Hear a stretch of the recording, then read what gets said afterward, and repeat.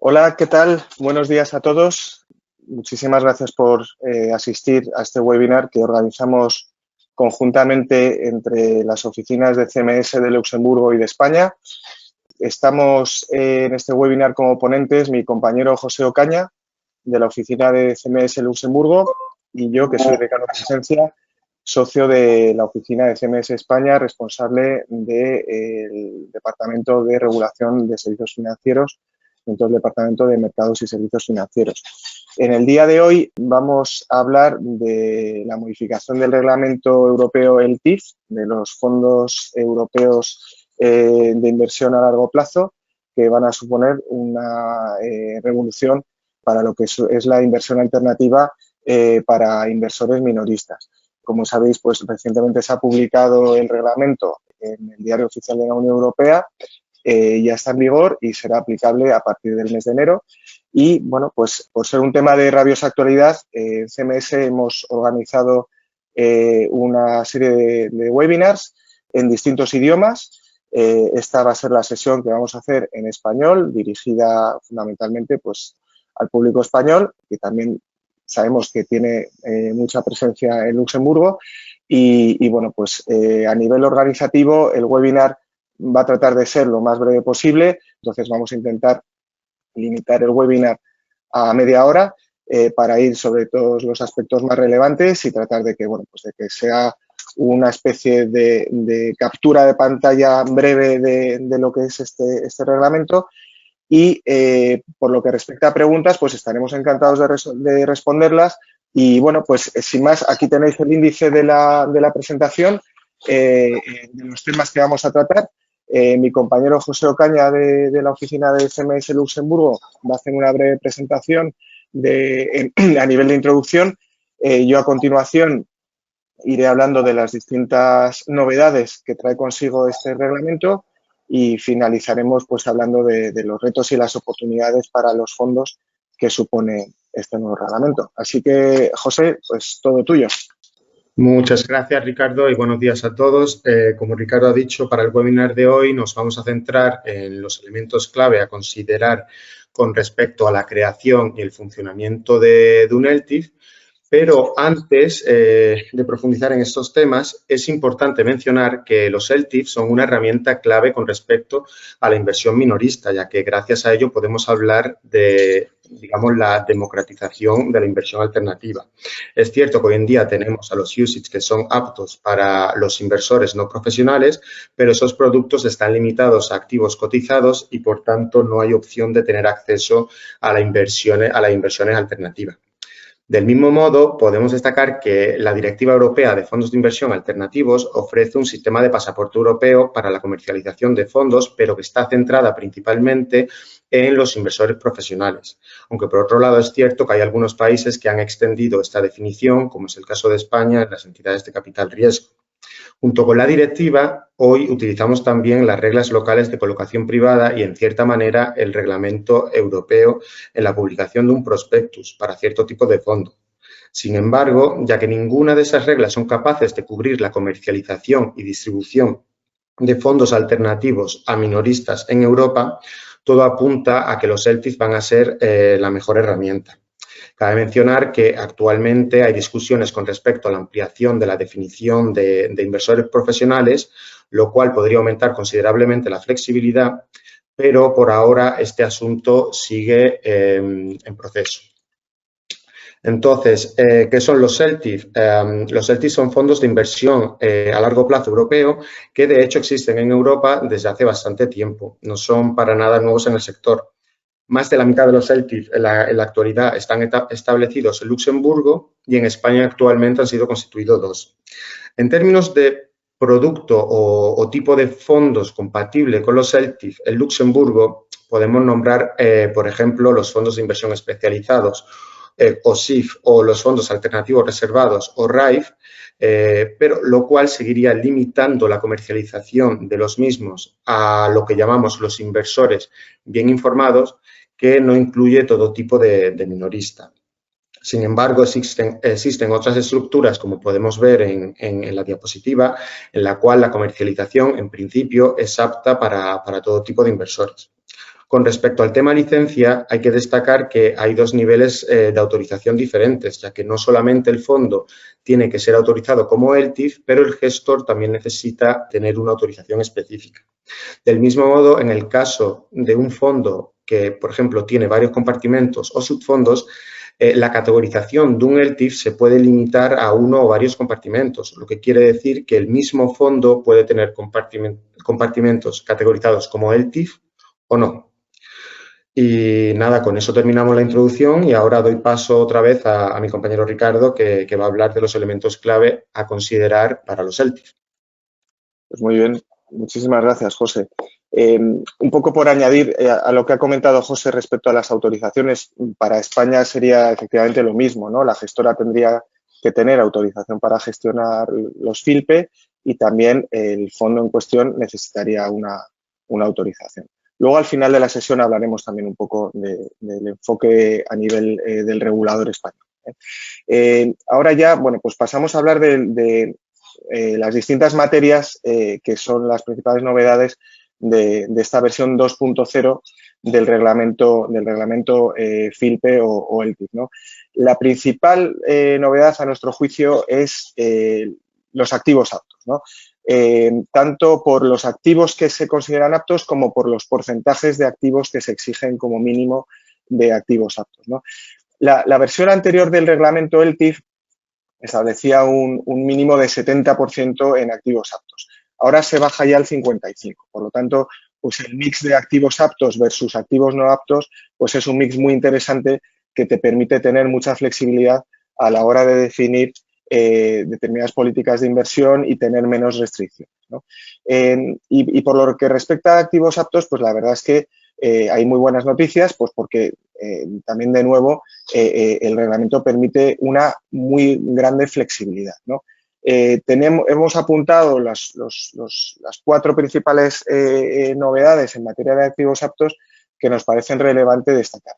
En primer lugar, bueno, pues un FILPE o un ELTIF puede invertir tanto en instrumentos de deuda como instrumentos de capital como híbridos emitidos por lo que se considera una empresa de cartera admisible, así como préstamos concedidos a este tipo de empresas, ¿no?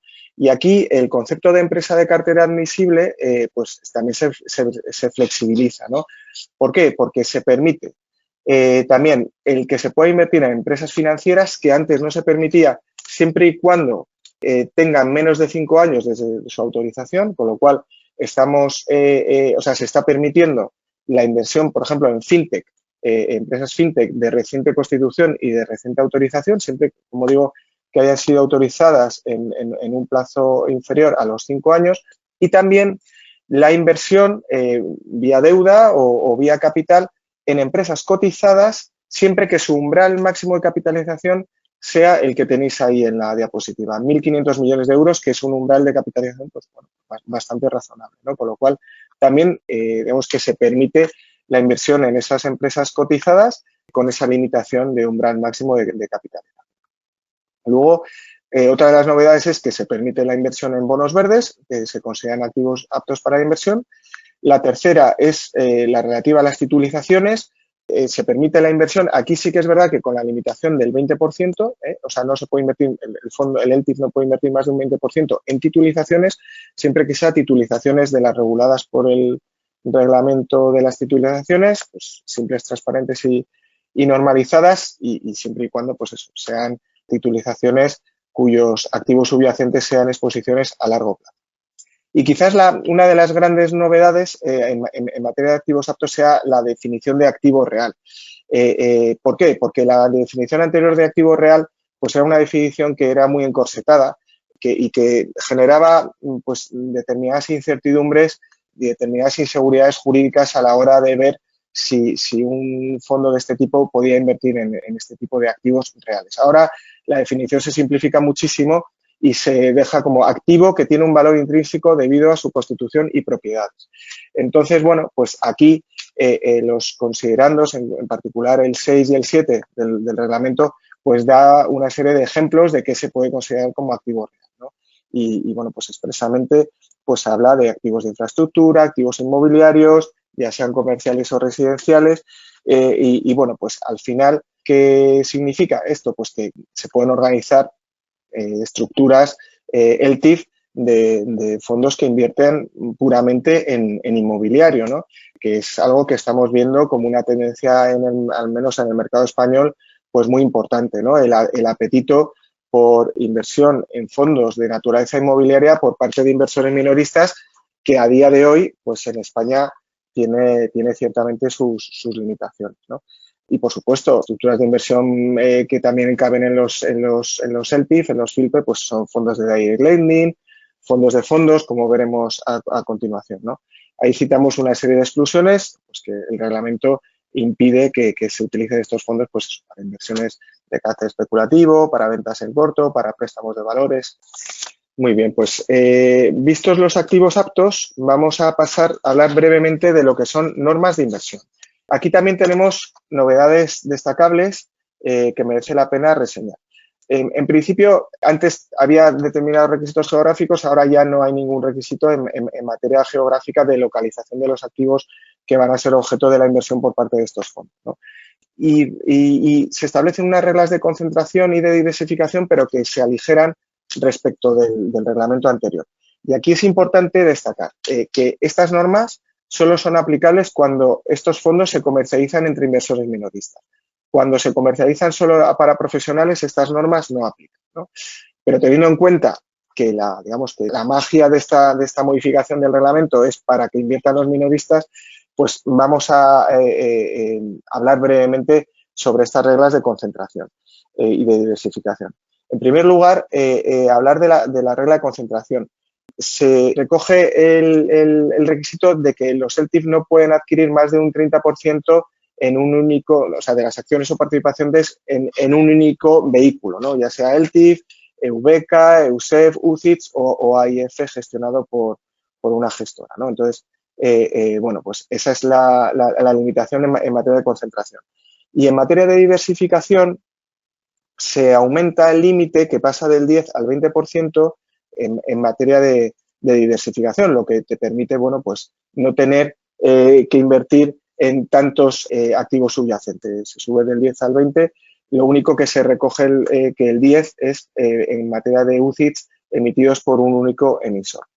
También como novedades importantes, bueno, pues ahora ya también se permite que los LTIF hagan coinversiones minoritarias junto con los actores, siempre que haya una gestión adecuada de conflictos de interés. Y otro par de novedades muy relevantes es la de que las estructuras LTIF van a permitir estructuras de master feed, de principal subordinado. Aquí siguiendo las normas habituales de los master feeder, ¿no? Que inviertan un mínimo, o sea, que para ser master feeder, para ser principal subordinado, invierta al menos un 85% el feeder en el máster, ¿no? En el fondo principal, siempre que el principal también tenga la consideración del TIF. Y otra de las novedades pues es la que se va a permitir y al 100% una estrategia de fondos que hasta el momento no se permite. Muy bien, pues pasamos a hablar de otro tema importante en el reglamento del TIF, que es la liquidez y los reembolsos. En principio, los fondos LTIF son fondos de naturaleza cerrada, porque estamos hablando de que aunque sean fondos accesibles a minoristas, seguimos en el ámbito pues de lo que es la inversión colectiva cerrada, como la entendemos en nuestra legislación española, ¿no? Que tenemos una ley específica. Lo que pasa que sí que es verdad que el reglamento del TIF permite que los fondos se diseñen con ventanas de liquidez y con posibilidades de realizar reembolsos durante la vida del TIF en condiciones específicas, ¿no? Pues, el establecimiento de periodos mínimos de permanencia, políticas detalladas de reembolsos, siempre y cuando también pues, haya herramientas de gestión de liquidez, ¿no? Bueno, esto creemos que bueno, pues puede ser algo a analizar porque bueno, también puede ser atractivo para el tipo de inversores a los que se va a dirigir de naturaleza minorista que bueno, pues puede que dentro de lo que quieran ellos por su condición de inversor, pues sea el poder tener ventanas de liquidez, ¿no?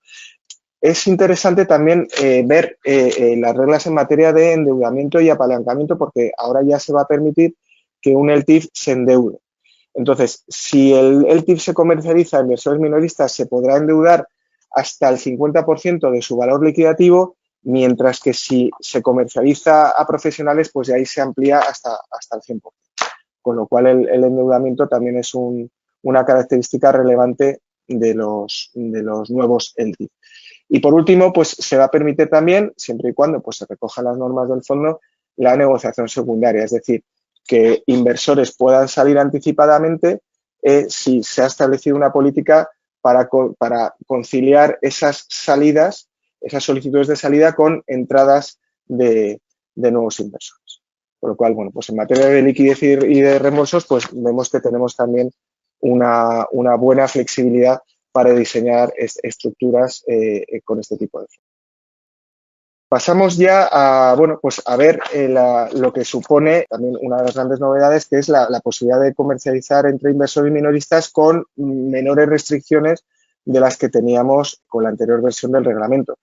Aquí, bueno, pues va a permitirse la comercialización siempre y cuando se realice una evaluación de idoneidad.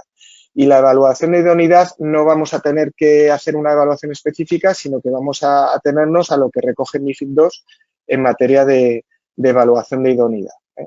Aunque, efectivamente, aquí no estamos hablando de un servicio MiFID para los que se exige evaluación de idoneidad, pero para, digamos, la comercialización de este tipo de productos sí que se va a exigir la evaluación de idoneidad. En caso de que el resultado de la evaluación sea negativo, el inversor va a poder invertir siempre que consienta de manera explícita, manifestando que conoce los riesgos del fondo. Y en el caso de que la vida del fondo FILPE, del LTIF, supere los 10 años, pues habrá que hacer unas advertencias claras a los inversores de que el producto puede ser no adecuado por tener un compromiso a largo plazo e ilíquido. Por supuesto, las normas en materia del reglamento de divulgación en materia de sostenibilidad aplican, con lo cual, bueno, pues habrá que hacer también ese test de idoneidad contemplando estas cuestiones, ¿no? En materia de SFDR, ¿no? Aquí ya también otra de las ventajas a efectos de la inversión a minoristas es que, bueno, pues esos requisitos de importe mínimo, de cartera mínima que tenían que tener los inversores minoristas también se eliminan, con lo cual pues pueden entrar tickets pequeños, pues, por ejemplo, pues hasta de 1.000 euros o incluso inferiores, ¿no? En este tipo de fondos. Y otra de los obstáculos que tenía el reglamento anterior, que era la obligación de presencia física en cada Estado miembro, en caso de comercializarlo vía pasaporte, pues también se elimina, lo que bueno, pues también supone una ventaja eliminando este obstáculo. Vamos rápidamente a hablar de los requisitos de transparencia y, bueno, pues aquí fundamentalmente en materia de transparencia pues es un enfoque muy parecido al de los fondos UCITS, ¿no? Ya que se comercializan a minoristas, ¿no? Entonces, bueno, pues se va a necesitar un folleto, un informe anual, un DFI en caso de que se comercialicen a minoristas, información adicional en caso de estructuras master feeder, principal subordinado, y bueno, y decir que ESMA, como mantiene ya en la actualidad, pues mantendrá este registro central en el que se identifiquen cuáles son los distintos FILPE, los distintos LTIF, y como hemos dicho anteriormente, pues con sujeción a las disposiciones en materia del reglamento de divulgación de información en materia de sostenibilidad. Brevemente vamos a hablar de lo que es la entrada en vigor y el régimen transitorio para los LTIF que ya existen. Bueno, como os hemos comentado al principio del webinar, este reglamento se ha publicado muy recientemente, se publicó en marzo, ha entrado en vigor el 9 de abril, es decir, hace un par de semanas, y la fecha de aplicación es a partir del 10 de enero. ¿Esto qué significa? Bueno, pues que en principio será a partir del 10 de enero cuando estos fondos ya se puedan comercializar. Eso no impide que los reguladores puedan estar ya analizando de cara a su autorización estos fondos, ¿no? Ahora, José puede explicar brevemente cuál es el enfoque que está adoptando el regulador luxemburgués en esta materia, pero yo os anticipo que, bueno, pues el regulador español, la CNMV, de momento no tiene un criterio formado al respecto y lo que sí que os podemos anticipar es que en materia de autorización de este tipo de fondos va a ser el área dentro de autorización y registro de fondos que lleva los temas de fondos de capital riesgo, o sea, lo que es inversión alternativa, quienes van a ser quienes ya se han ocupado de estos dos fondos que ya existen con el anterior reglamento y quien se va a ocupar también, o que se va a seguir ocupando de las autorizaciones de estos fondos con la versión modificada del reglamento. José, si quieres explicar un poco el enfoque de la CSSF, yo creo que va a ser muy útil. Sí, por supuesto. Como has dicho, en Luxemburgo el regulador es la SSF que se va a encargar de la implementación básicamente del nuevo marco jurídico y ellos, como hemos dicho en otras versiones del webinar, ellos ya están estudiando nuevos proyectos con el nuevo marco legal, que aunque vaya a estar en vigor el 10 de enero del 2024, la SSF ya está trabajando, ya que está confirmado, ya está trabajando con ello. El proceso normalmente lleva pues entre 4 y 6 meses básicamente para finalizarlo con las SSF. Por ello que los gestores que quieran tener ya el LTIF con el nuevo régimen funcionando desde el principio de 2024, pues digamos, todavía están a tiempo, evidentemente, pero están contemplando comenzar el proceso en Luxemburgo pues sobre estas fechas o en los meses que siguen, incluso antes del verano. Pues muy bien, muchas gracias, José. Y bueno, pues hay un régimen transitorio para los LTIF que ya existen. Realmente esto no es muy relevante para lo que es el mercado español, pues porque a día de hoy contamos solamente con 2, pero bueno, para que lo sepáis, los LTIF que ya existen se considera que cumplen con la versión modificada del reglamento durante un plazo de 5 años, desde enero del 24 hasta enero del 29, y los que ya existen pues pueden optar voluntariamente por acogerse al nuevo régimen de manera voluntaria, ¿no? Bueno, pues ya estamos finalizando el webinar, estamos ya cerca de las 11 y no queremos quitaros más tiempo. Simplemente un par de ideas sobre qué retos supone para el sector de los fondos este nuevo reglamento, ¿no? Bueno, por lo que respecta, ahí hemos apuntado una serie de cuestiones, ¿no? Quizás para lo que es el mercado español, el mayor reto probablemente sea el del régimen fiscal, porque es verdad que nosotros a día de hoy en España no tenemos un marco fiscal adaptado a estos nuevos fondos. La única, digamos, ventaja fiscal a día de hoy, con la reciente ley de startup que se publicó recientemente en España, es que el carried interest de los gestores, bueno, pues tiene una reducción del 50% de la base imponible, es decir, en la ley ya se recoge esto también para este tipo de fondos, pero el resto de cuestiones todavía no han sido, digamos, reguladas por el legislador español, ¿no? A diferencia de lo que es en regímenes forales que tenemos en España, que desde el año 18 esto ya viene recogido, ¿no? Estos regímenes favorables, en concreto en las provincias de Álava y de Vizcaya, y es por ello que los 2 únicos fondos que existen, FILPE, en la actualidad con el régimen anterior, están allí domiciliados, ¿no? Bueno, pues efectivamente, otro tipo de retos, pues cómo se va a comercializar estos fondos con esta obligatoriedad del test de idoneidad. Bueno, pues eso habrá que ver cómo en la práctica se implementa. Habrá que ver, bueno, pues desde el punto de vista operativo, estas cuestiones de las inversiones por parte de minoristas en este tipo de fondos, cómo se recogen, los esquemas de distribución, y luego también es interesante ver si esto da lugar a una nueva, digamos, directiva o un nuevo reglamento que sea una especie de UCITS bis, porque al final realmente este tipo de fondos es un híbrido entre UCITS y AIFM, en el sentido de que, bueno, pues es inversión alternativa para inversores minoristas, con lo que a lo mejor a medida que va desarrollándose estos nuevos fondos, pues el legislador europeo ve la necesidad de armonizar determinadas materias en materia de UCIT o en materia de AIFMD, ¿no? Bueno, pues con esto hemos terminado el webinar, que esperamos haya sido de vuestro interés. Como os hemos comentado al principio, estaremos encantados de resolver dudas que podáis tener sobre los LTIF, tanto pues nuestra oficina de Luxemburgo con José a la cabeza como yo mismo en la oficina de Madrid. Estaremos encantados de responder las preguntas y, por supuesto, tenéis nuestros datos de contacto para si queréis mandarnos alguna pregunta concreta, pues también que lo podáis hacer. Muy bien, pues muchísimas gracias a todos por vuestra atención. Esperamos que haya sido interesante y seguimos en contacto. Muchas gracias. Muchas gracias. Hasta luego.